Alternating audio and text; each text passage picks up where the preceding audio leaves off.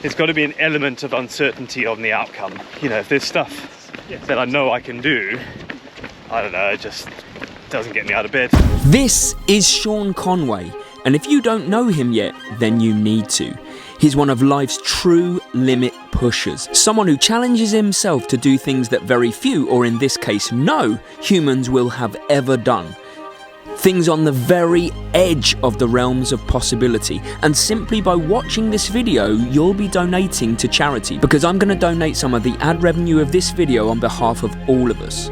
On the day we ran with Sean, he was on day 85 of completing an Ironman triathlon every day for 102 days. The current record is 101.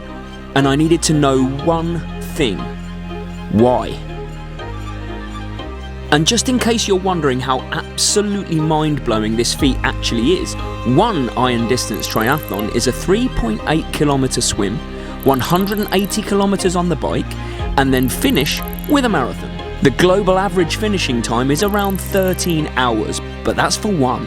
Let's times that by 102, and suddenly you can see the magnitude of the task, even if we can't really comprehend it. It's 387 kilometres of swimming, 18,360 kilometres on the bike, and 102 marathons, which is 4,304 kilometres, all stacked day after day to equal 23,052 kilometres, which is just under the entire distance of the coastline of Australia, or over halfway round the entire world. I'm actually really nervous because it is not often that you get to spend an afternoon with someone that you've A, followed for a long time and love what they do, but B, be part of an insane world record attempt. It's mind-blowing. How are you feeling? Excited. Yeah, a bit worried about the cold and the weather, but it should be a fun experience, no matter what. Should be good. Believe it. Say it like you believe it. It's gonna be amazing. I've followed Sean's feats for probably around 10 years, so when we realised Mary's parents lived 45 minutes from where Sean was attempting to make history, we knew we had to join him for a run. Everyone needs to see what Sean's doing. I just wish maybe the weather was a bit better. We think about 15 minutes until Sean gets here, so let's head over. It's so cold. It is really cold. So the meeting point is this blue bridge up ahead, but we're not sure which side.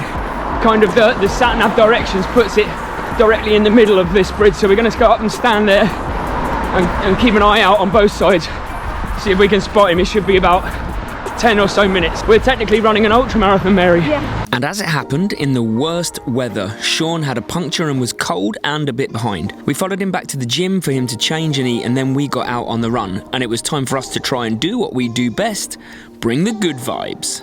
What are we in? 2 kilometres in. 1.7. Yeah. We'll update you more. We're just settling into it all first of all, so. Yeah, it's brightened up, the sun's come out. Yeah. Running obviously is dictated by Sean's pace, so we're just having a lovely day.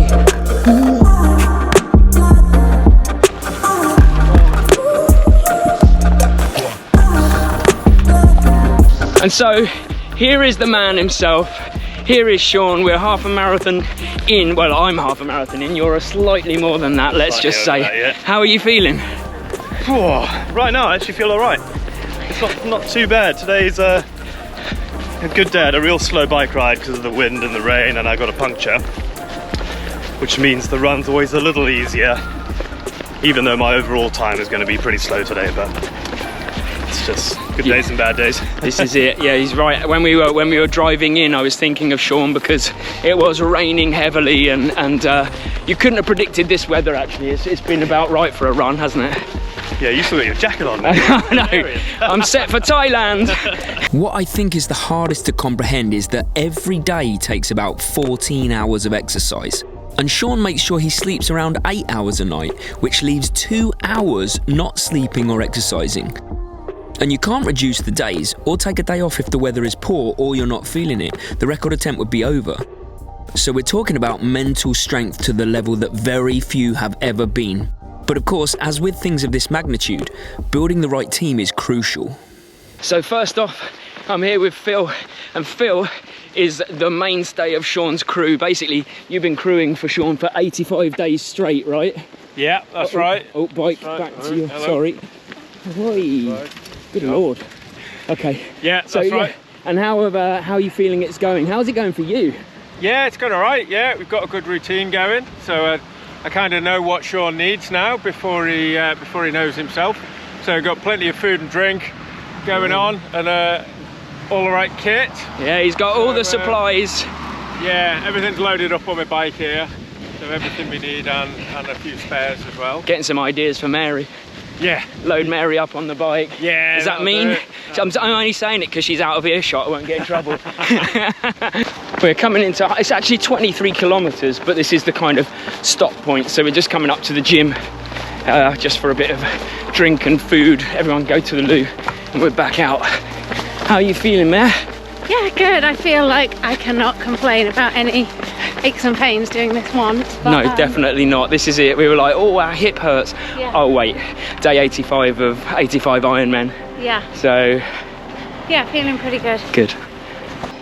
I think the difficulty with these things is that it's really hard to even put what is happening, what Sean is doing, into perspective, because you might never have even done a marathon, you might never have done an Ironman, and that's not a bad or a good thing. I'm not saying it in that way, but what I'm saying is, until you've done one marathon or one Ironman, to even get a tiny glimpse into what is happening here, I cannot impress upon everyone watching this just how utterly ridiculously brilliant this feat is. No one will have ever done 102 in the world.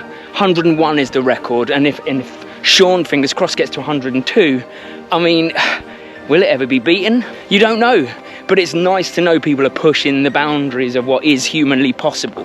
34k in now. I'm not going to complain. I'm never going to complain to the camera. It's actually really lovely, isn't it? Yeah, it's turned into a really nice day. It's like beautiful English countryside, flat roads, lovely. Yeah, and Sean's doing so well, you know. Yeah, amazing. You have to remember he's on day 85, and to even run 85 days consecutively was past me. And as we were coming towards the end of Sean's 85th day, I still hadn't asked him about his why. I think I just wanted to get a gauge of him as a person first, and it was clear he's a driven, engaging, very interested and unbelievably interesting person who lifts those around him. Just to be in his presence is motivating in itself. To do what he's doing is almost impossible. Almost. And that's what draws us all in. We need humans like Sean, and indeed James Lawrence, who's the current record holder of 101. They show us the way and push the boundaries, but I still needed to know why.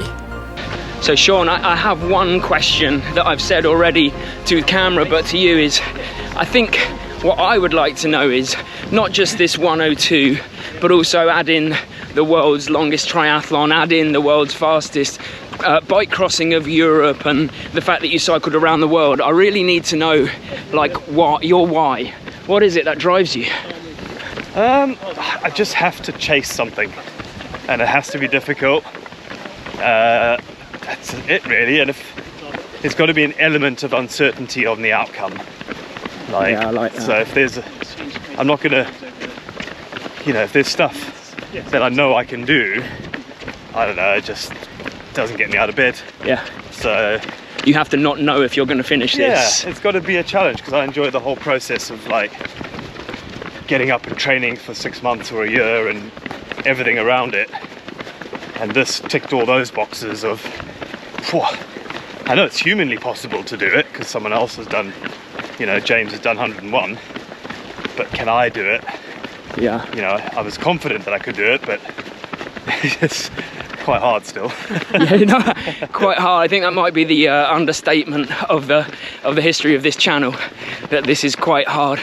Well, I think I speak for everyone that's going to hopefully watch this video by saying, like, I think what you're doing is going to inspire a whole lot of people to get out there and push themselves and push their boundaries, which is what it's all about, right? Absolutely, yeah, hopefully. So thank you for doing what you do. Yeah, thanks for coming to join me. That's been a pleasure. We've loved it.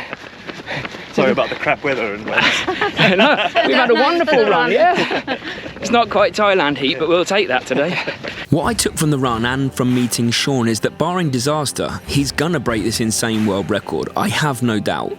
And he's gonna set a new bar for all of us, giving us permission to do things that we didn't even know we were capable of. His light gives us permission to shine our own light. And it only took about 23,000 miles and 1,420 hours over 102 days. A humbling experience that should inspire us all to see what we are truly capable of.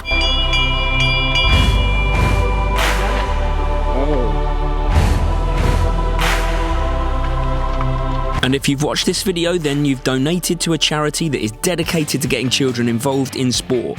But if you want to go one step further and donate directly to True Venture Foundation, then I'll add a link in the description.